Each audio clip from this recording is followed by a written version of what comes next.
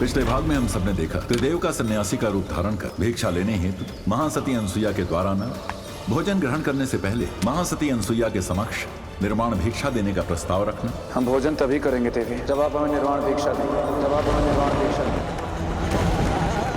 और अपने सतीत्व की शक्ति से त्रिदेव को बाल रूप में परिवर्तित कर अपने वचन की लाज रखना। त्रिदेव के बालक बनने की सूचना मिलते असुर राज अंधक का उन बाल त्रिदेव पर पैनी दृष्टि रखने का दंडपानी को आदेश देना। आइए देखते हैं आगे।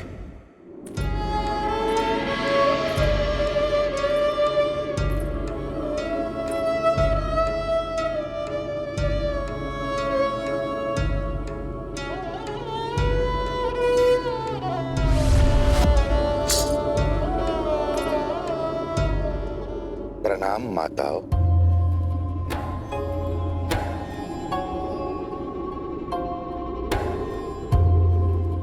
माते, त्रिदेवों ने मां के रूप में महासती अनुसुईया का वर्ण किया है।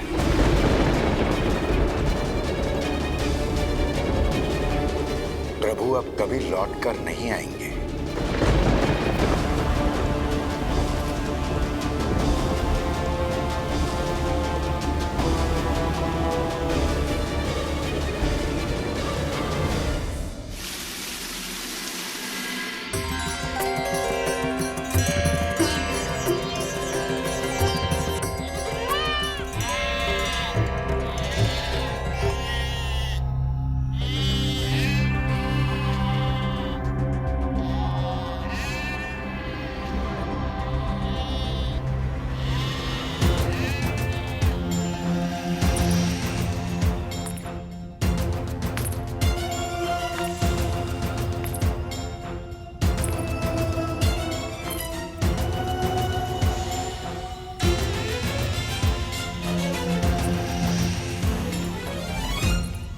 प्रणाम ऋषि अत्रि। प्रणाम देवी अनुसुईया। देवी इंद्रानी, हमारे पुत्रों के जन्मोत्सव में इन बकरियों को लाने के पीछे आपका उद्देश्य? ये बकरियां आपकी संतानों के पोषण के लिए लेकर आई हूँ ऋषि अत्रि। ये कैसी अर्थहीन बातें कर रही हैं आप? अर्थपूर्ण बातों को अर्थहीन ना कहिए ऋषि अत्रि। ये बकरियां आपकी संतानों की आवश्यकता है। देवी अनुसुईया, आपने इन्हें अब तक कितनी बार आहार दिया है?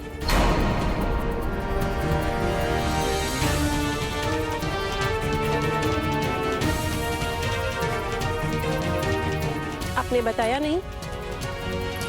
आप बताती तो संभवतः आपके मातृत्व को कुछ दिशा निर्देश दे पाती मैं। अच्छा, पांचपन दूर होने की प्रसन्नता में कदाचित आपको इस बात का ध्यान ही नहीं रहा होगा।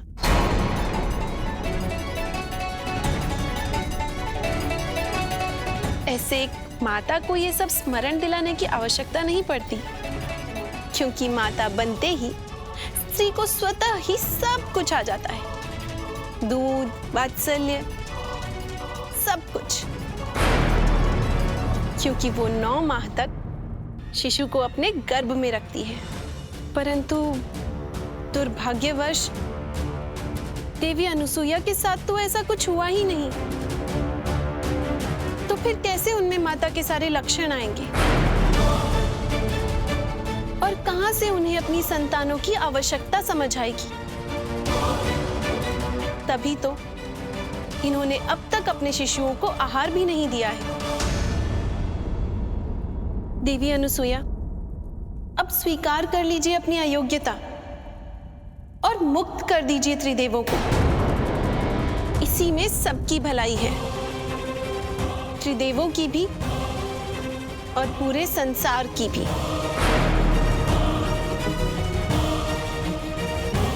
देवी इंद्रानी, आपके मन के भ्रम का कोई समाधान नहीं है मेरे पास। आप भूल चुकी हैं।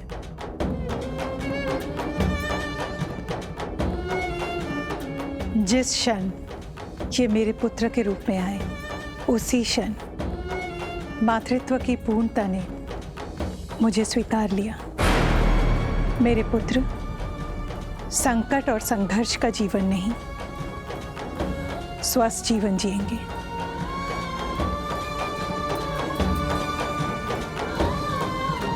मैं हाथ जोड़कर आपसे अनुरोध करती हूँ, आप अपनी बकरी को लेकर इंद्रलोक वापस चले जाइए। मैं नहीं चाहती इस पावन पवित्र समय आपके दुष्प्रभाव भरे शब्द मेरे पुत्र के कानों तक भी पहुंचे।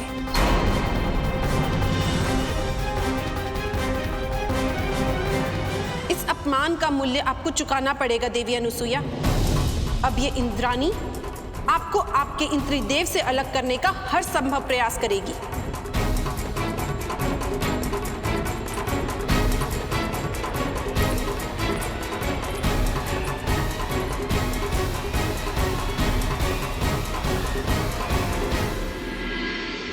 यहाँ पे शिव ने अपने तत्वों का परित्याग कर दिया और वहां पे श्री विष्णु ने और ब्रह्मलोक में ब्रह्मदेव ने। इन सबका कारण मैं ही दोषी हूँ, मैं ही अपराधिनी भी हूँ। ना मैं निर्वाण भिक्षा की शर्त रखती और ना ही त्रिदेव अपने तत्वों को त्याग कर भूलोक जाती और ना ही वो बालक बनते। मैं आप दोनों की क्षमा प्रार्थी हूँ।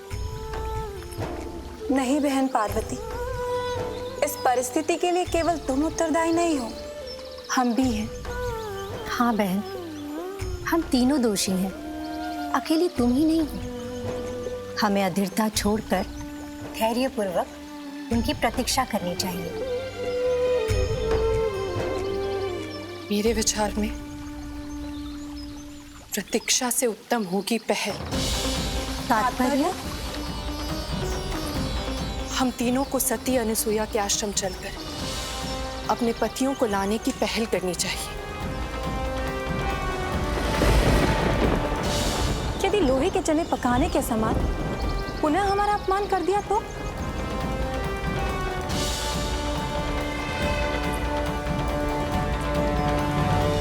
हम भी त्रिदेवियां हैं, हम में भी शक्तियां हैं।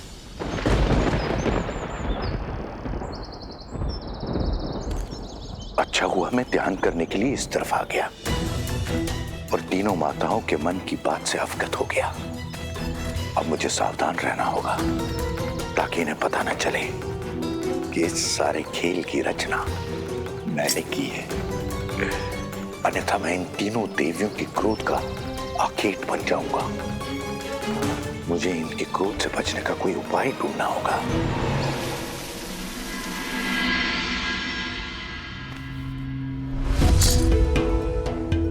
प्रणाम जन्मदाता, प्रणाम पालनहार, हे संहार करता। आप तीनों देवों को मेरा बारंबार प्रणाम।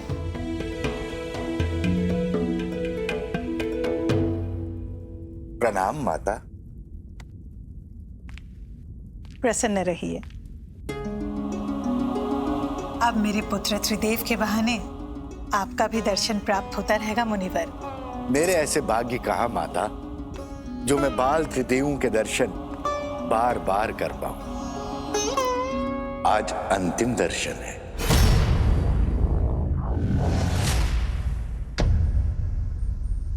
अंतिम दर्शन? क्यों? क्योंकि आज त्रिदेवियां इन्हें लेने आ रही हैं। परंतु क्यों? क्योंकि आपकी ये महान उपलब्धि, आपका सतीत्व उन्हें उनकी हीनता का बोध कराती है। तभी तो उन्होंने त्रिदेवों को आपसे निर्वाण भिक्षा मांगने के लिए भेजा था।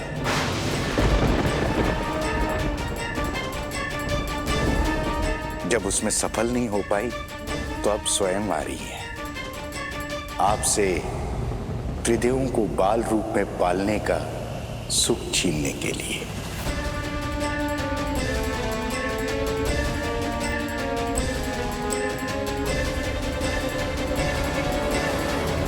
त्रिदेवियों की निर्वाण भिक्षा की इच्छा जानकर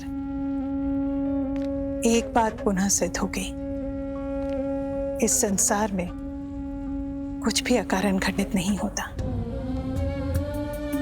यदि वो ऐसा नहीं करते तो त्रिदेव को अपने संतान स्वरूप प्राप्त करने का सौभाग्य मुझे इतने शीघ्र नहीं मिलता।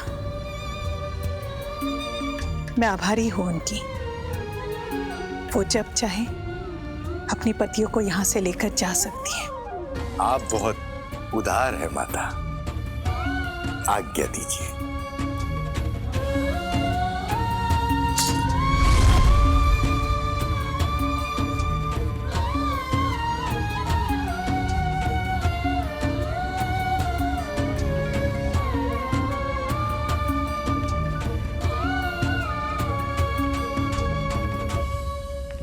जिस सांसारिकता को जानने तुम मेरे पुत्र बनकर आए, उस सांसारिकता से मैं तुम्हें पहचान भी नहीं करा पाई। आजीवन इस दुख की आग में जलती रहूंगी मैं, आजीवन।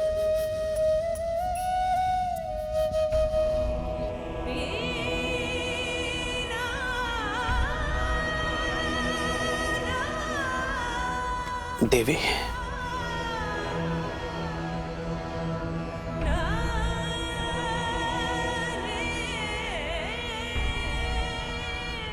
महासती अनुसुया,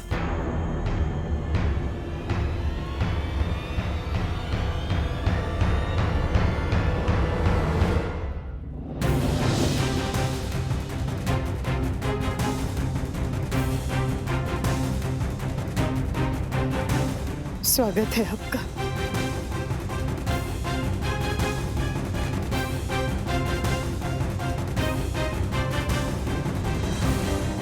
हम अपने पतियों को वापस ले जाने आए हैं। सहर्ष ले जाइए।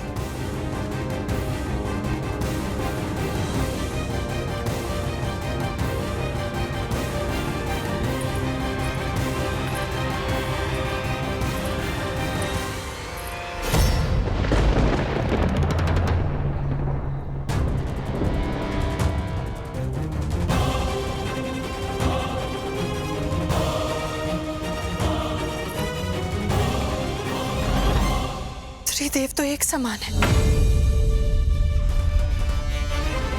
मेरे महादेव कौन है? और कौन है मेरे नारायण?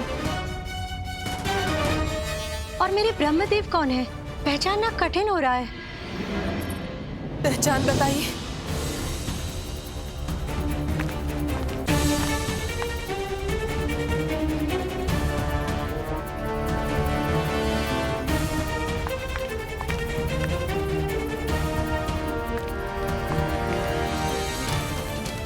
पहले तो अपने तपोबल की शक्ति से इन त्रिदेवों को बालक बना दिया और अब इनका रूप एक जैसा कर दिया ताकि हम अपने पतियों को पहचान न पाए। आप भी एक विवाहिता है महासती अनुसुया। एक विवाहिता की पीड़ा समझिए। कृपा कीजिए,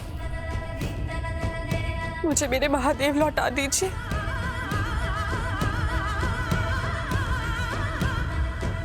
देवी पार्वती, शिव सदा आपके थे और आपके ही रहेंगे। आपने उन्हें क्यों छीना? आपके पति को आपने निर्वाण भिक्षा के लिए भेजा। उस प्रस्ताव ने आपके पति को आपसे छीना, मैंने नहीं।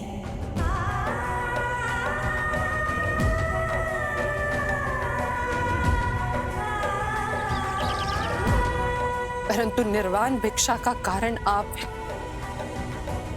ना आप पके हुए लोहे के चने के साथ देवऋषि नारद के हाथों चुनौती भेजती, न हम त्रिदेवों को ये प्रस्ताव देते। दोषी तो आप हुई ना।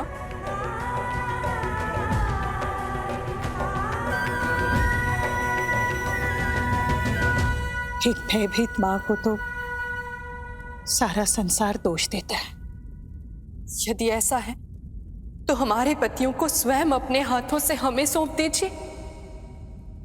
और दोष मुक्त हो जाइए।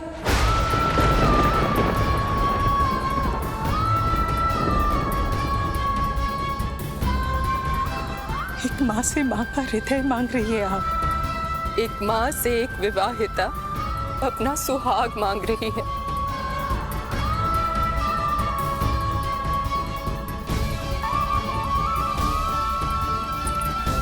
जिसका आपने अपने सतीत्व बल से हरण कर लिया। देवी पार्वती, मेरी सतीत्व की शक्ति को आप ऐसा कहकर लांछित मत कीजिए। यदि आप आपके पति को नहीं पहचान पा रही हैं, तो ये दोष आपका है, मेरा या मेरे सतीत्व की शक्ति का नहीं। बहन पार्वती, इनके इस आचरण से ये स्पष्ट हो रहा है कि ये हमारे पतियों को हमें देना नहीं चाहती। इनके सतीत्व की शक्ति सुप्त हो चुकी है और इनका स्वार्थ जाग गया है। यदि ऐसा है तो मैं शिव की अर्धांगिनी पार्वती, शिव की तथाकथित माता अनुसुईया को चुनौती देती कि वो त्रिदेवों को यहां रोक कर दिखाए। मैं अतिशीघ्र अपने महादेव के साथ दोनों देवों को यहां से अवश्य ले जाऊंगी।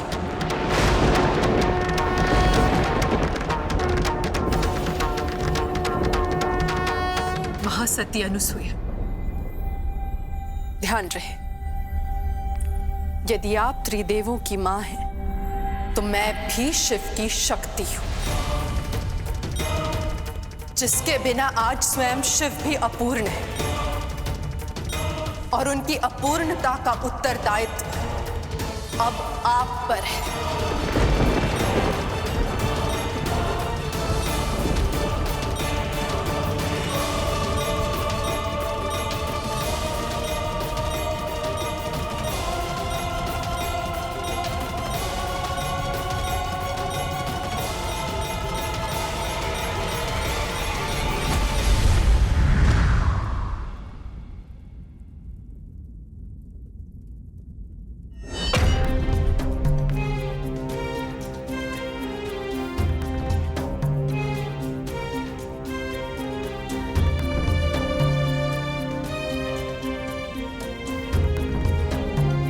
ये कैसी लीला है? लीला स्पष्ट है देवी।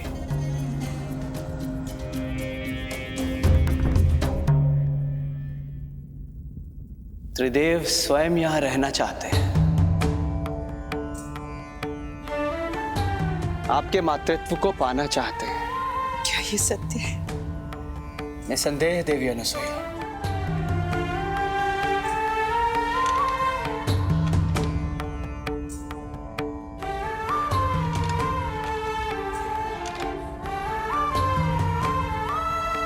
मेरे प्रिय पुत्रों, मैं मेरे मातृत्व की ममता से तुम्हें पूर्ण कर दूंगी।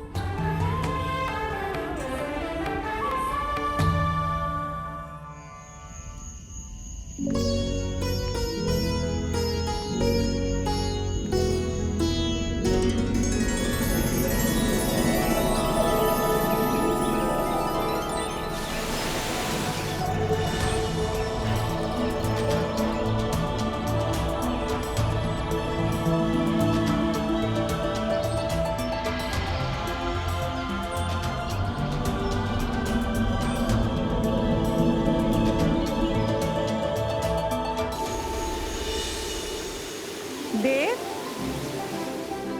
नारायण, शिव, कहाँ चले गए सब?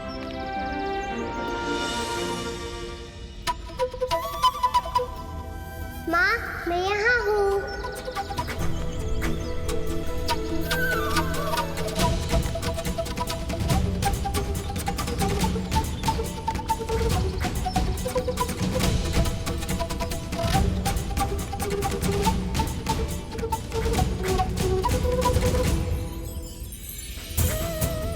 माँ, मैं यहाँ हूँ।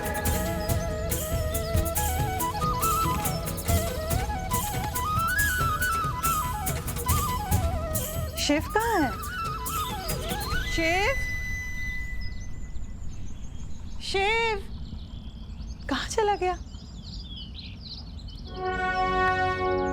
देवी, किसे पुकार रही हैं आप? शिव को। सारा संसार शिव के इस बाल रूप की प्रतीक्षा कर रहा था देवी, और आज जब शिव अपने बाल रूप में हमारे घर, हमारे आश्रम पधारे हैं, तो सभी उनके इस रूप के दर्शनों के लिए व्याकुल हो रहे हैं।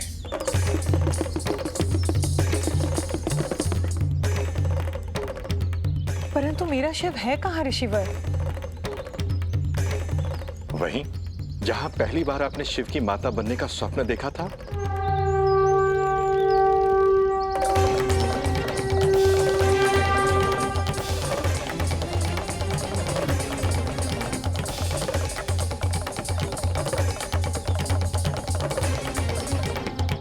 वो उस शिवशिला क्षेत्र में अकेला चला गया? अकेला? देवी, दूर दूर से आए भक्तगण उनकी एक झलक पात्र पाने के लिए वहां उनकी प्रतीक्षा कर रहे हैं।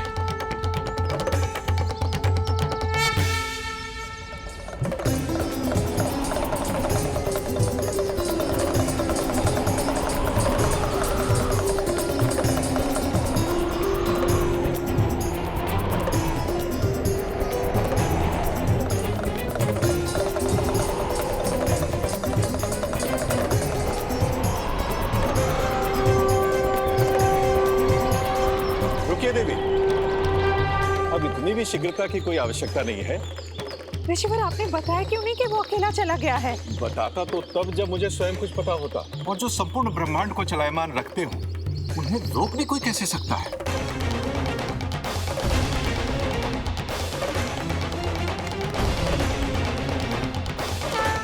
पूरे संसार के लिए वो महादेव हो सकता है ऋषिवर, परंतु मेरे लिए केवल मेरा पुत्र शिव है। कदाचित उनके बाल रूप के दर्शन के बाद आपको भी आभास हो जाए कि वो है महादेव ही।